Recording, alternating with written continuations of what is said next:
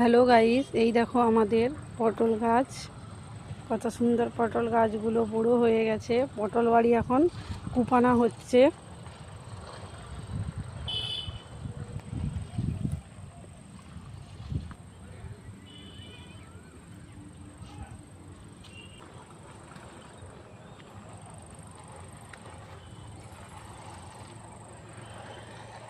অনেকটাই পটল গাছের ভেড়াও খাঁচানো হয়ে গেছে।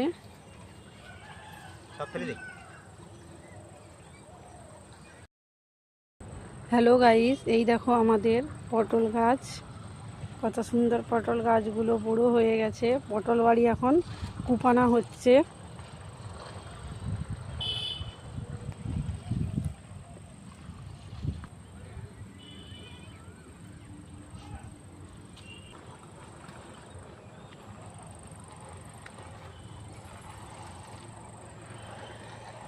অনেকটাই পটল গাছের ভেড়াও খাঁচানো হয়ে গেছে।